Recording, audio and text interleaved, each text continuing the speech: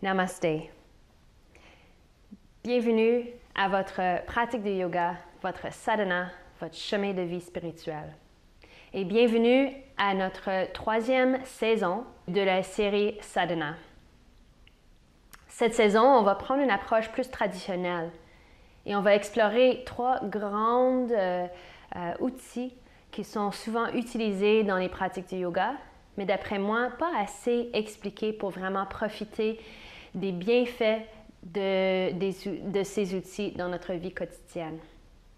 Pour moi, si j'ai une armoire pleine de médicaments, je veux savoir quel médicament prendre pour quelle maladie.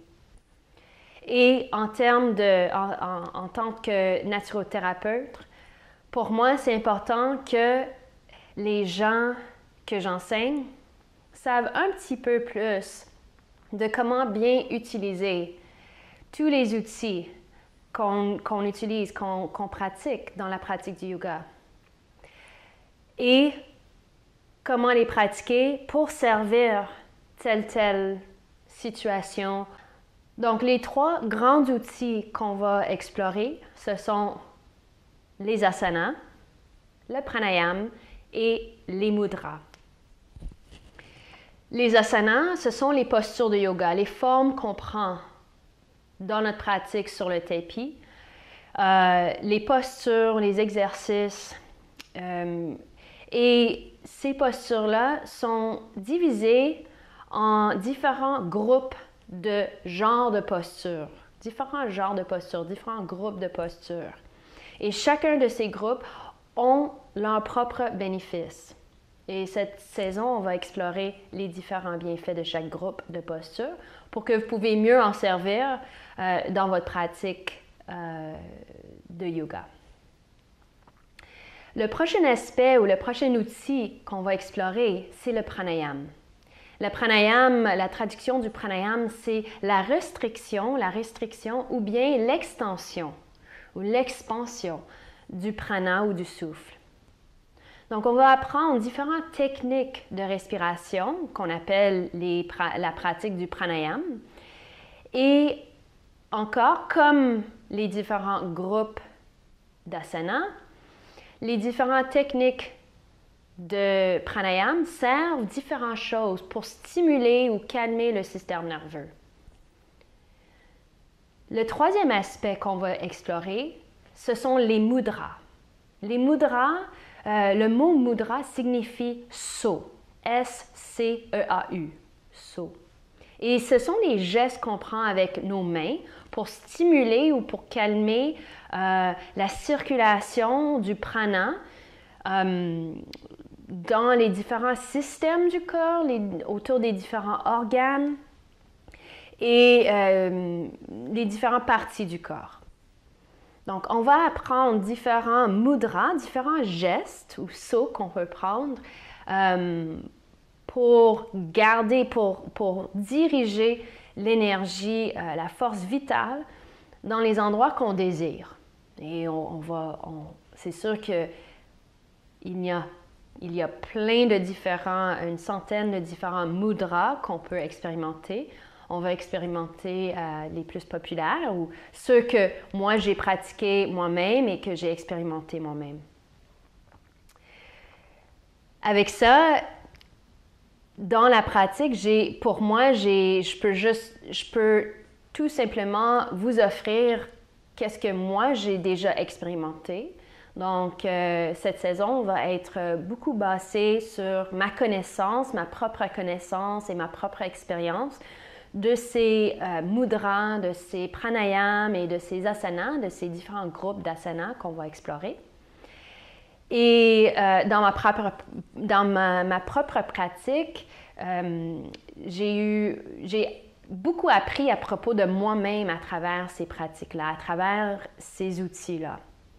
Comme on connaît, le yoga n'est pas seulement limité à ces outils, à la pratique ou la maîtrisation de ces outils. Mais actuellement, c'est vraiment l'inverse un peu. C'est comment est-ce qu'on peut, c'est vraiment la maîtrisation de comment bien utiliser ces outils pour nous servir dans la vie. Si on pense à la pratique du yoga si on pense à l'objectif du yoga, que l'objectif du yoga, c'est la liberté, la libération de soi-même, mais c'est sûr que la libération dépend sur notre capacité d'utiliser tous les outils qui sont à notre disposition. Et on voit à travers la pratique du yoga qu'on est notre armoire de médicaments, d'outils est tellement pleine. Et actuellement, il est presque infini. Tous les outils. Donc, tous les outils qu'on aura besoin dans cette vie sont déjà à notre disposition. C'est juste qu'on ne sait pas comment bien les utiliser. Donc, ils restent là dans l'armoire et on ne les touche pas ou on ose de les toucher parce qu'on ne sait pas comment les bien utiliser.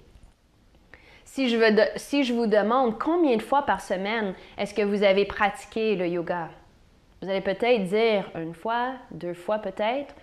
Pour ceux qui pratiquent à tous les jours, parfait, vous allez dire tous les jours, 1 fois par jour. Mais peut-être, je vous propose de penser à la pratique du yoga, que la pratique du yoga peut être faite pas juste à tous les jours, mais à tous les moments. À tous les moments, on peut pratiquer le yoga.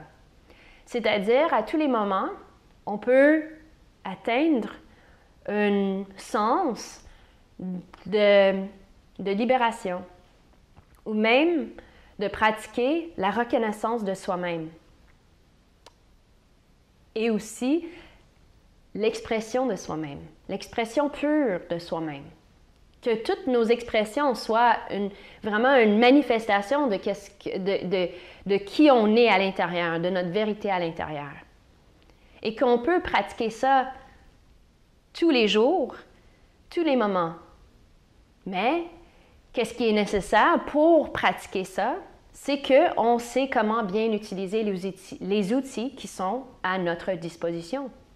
Et quand on n'est pas capable de bien utiliser ces outils-là, mais c'est là qu'on sent prise, on sent stressé, on sent pogné dans notre vie.